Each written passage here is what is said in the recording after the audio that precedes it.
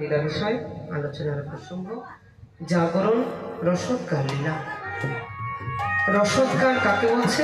উদ্গার শব্দের অর্থ বমি করাকে উদ্গার করা বলছে, যাকে আমরা ইংরেজিতে বলি ভমিটিং,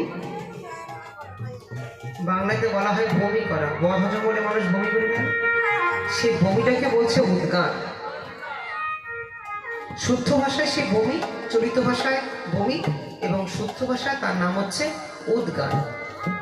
তাহলে না খেলে তো আর বমি হবে না। কি খেলেন? কৃষ্ণ প্রেম চরিত রস। কে খেলেন? শ্রীমতী রাধারানী।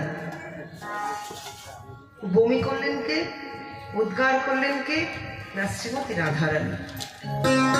এবার সেই উদ্গারের রসকে আস্বাদন করছেন না অন্তরঙ্গ সখী এবং স্বতন্ত্রী সখী বৃন্দগণ। কোথায়? শ্রীধাম বৃন্দাবন।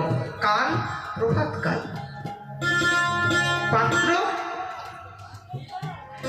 সখীগণ এবং বক্তা শ্রীমতী রাধারানী। আজ নিভৃত নিকুঞ্জ কাননে, যুগলে কিশোর কিশোরী শয়নে আছে, শয়নে আছে। আর ওই দিকে বৃন্দা দেবী চমকে উঠে সখীদেরকে বলছেন, ওহে সখীগণ, ওহে সখীগণ, আর বিলম্ব করো না, এবার যুগল কিশোরকে জাগিয়ে দাও। নিশিয় অবসানে বৃন্দা দেবী কহে, রাই কানো জগ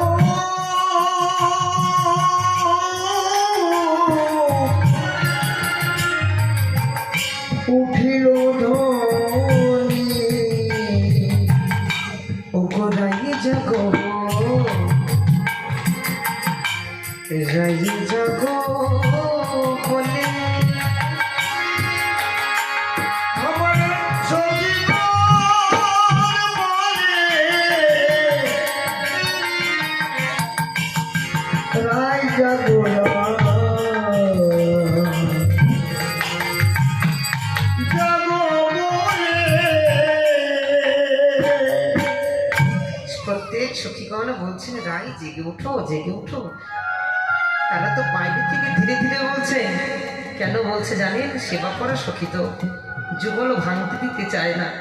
তারা কি করে সম্ভব যুগলকে এক জায়গায় করে রাখবে? তাই তারা ধীরে ধীরে ধীরে ধীরে বলছেন, রাই জেগে উঠো। আর বৃক্ষ মূলে বসে আছেন শোক এবং শাড়ি। ওগো শাড়িপতি সুখ কহে, এই যে সুখ শাড়ি দুইজন বসে আছে বৃক্ষ মূলে। সুখ বলছেন, এই ওহে শাড়ি তুমি জাগাও।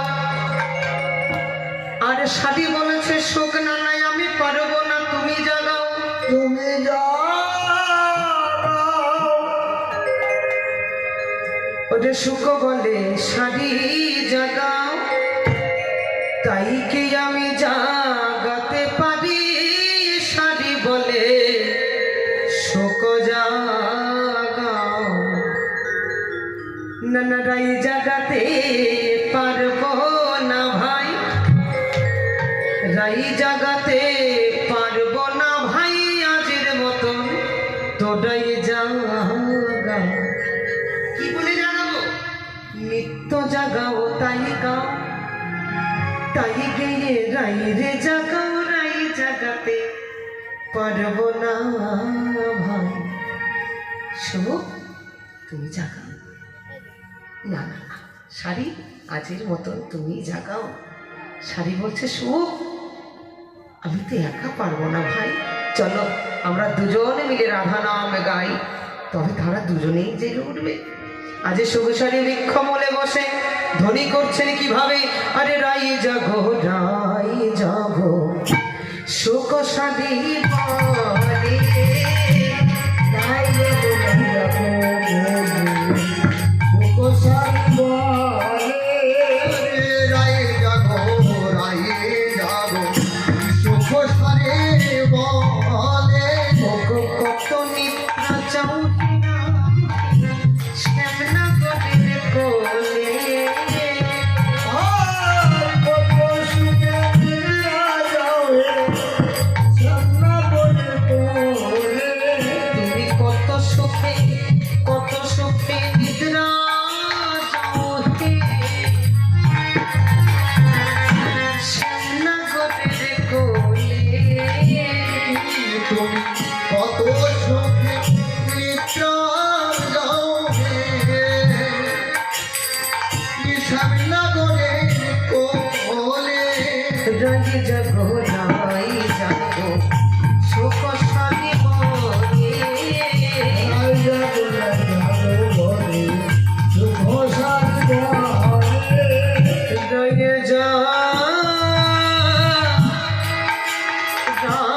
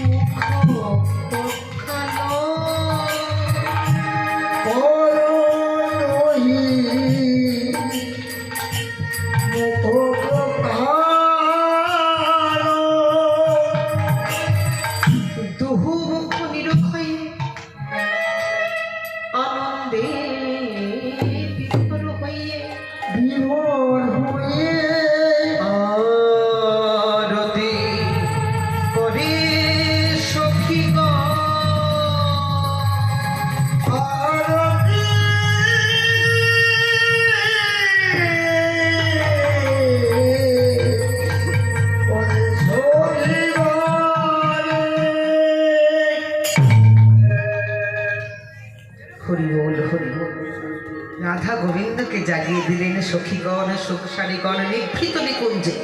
কেননা গত নিশীথে রাস হয়েছিল, রাস অন্তে যুগল কিশোর শয়নে গিয়েছেন নিভৃত নিকুঞ্জ কারণে সখীগণ প্রহরী এবং সেবা করা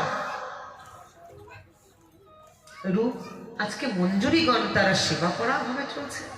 আর বৃক্ষের উপরে বসে আছেন সুখ এবং শাড়ি দূরের থেকে নজর দেওয়ার জন্য, সম্মুখে প্রতিরোধ করার জন্য সখীগণ মধ্যমণ্ডলী শ্রী যুগল কিশোর তারা শয়নে আছেন। জেগে উঠলেন সখীদের ডাকে, জেগে উঠে নন্দদুলালে ঘুমে ঠুলু ঠুলু হতে হতে নন্দ ভবনে গমন করলেন। আর এইদিকে নন্দদুলাল নন্দ ভবনে গমন করলেন, আর এইদিকে শ্রীমতী রাধারানী সখীবৃন্দ নিয়ে জটিলাল মন্দিরে গমন করলেন। দুজন দুদিকে চলে গেলেন, কিন্তু প্রায় প্রাতঃপ্রভাত তো, সূর্যদেব ঠিক মতন ওঠে নাই। হ্যাঁ, সূর্যদেব ঠিক মতন গগনমণ্ডলে উদীয়মান হননি, তাই অন্ধকারে আর বসন কোথায় গেছে বুঝতে পারছে না। গোবিন্দ রাধারানীর নীল শাড়ি পরিধান করে চলছেন, আর রাধারানী গোবিন্দের পীতবসন শাড়ি বানিয়ে ঘরে চলে গেছেন। পূর্ণমাসী যোগমায়া আদ্যাশক্তি মহামায়া তিনি দর্শন করছেন লীলা। এই যদি যোগমায়া, এই যদি জগতের জগতের লোক যদি জানতে পারে তবে কি হবে? হরিবোল হরিবোল, অপব্যাখ্যা হয়ে যাবে। কি করলেন? আদ্যাশক্তি মহামায়া লীলার বহিঃপ্রকাশ না করে আদ্যাশক্তি মহামায়া সঙ্গে সঙ্গে বড়াই রূপ ধরে আজকে জটিলাল মন্দিরে গিয়ে রাধারানীকে জাগাচ্ছেন। কিভাবে? ওগো ভগবতী দেবী, দেবী সময় সে জানি, ভগবতী পূর্ণমাসী সময় সে ওগোরাইকো মন্দিরে করল পয়ানি,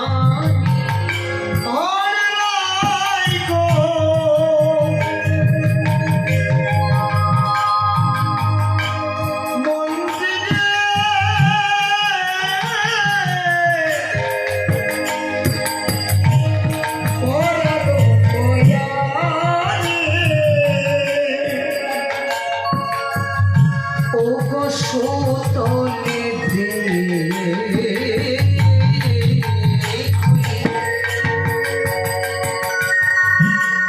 ও দেবী গো বিপরী, পুতলি বিপরী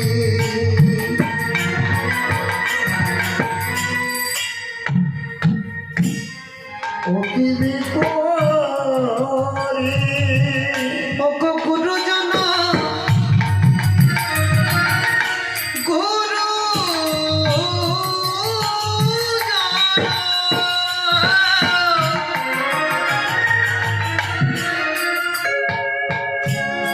বচন নামা নয়ে ভি,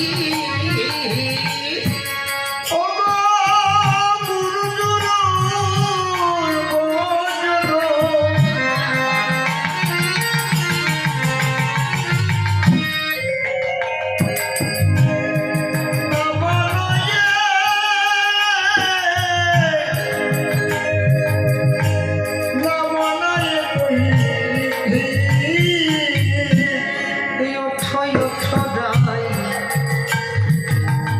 রায় বিনোদিনী আমাদের ওঠন তোনা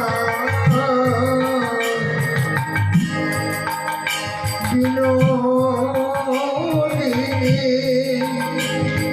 তুমি আর ঘুমায়ে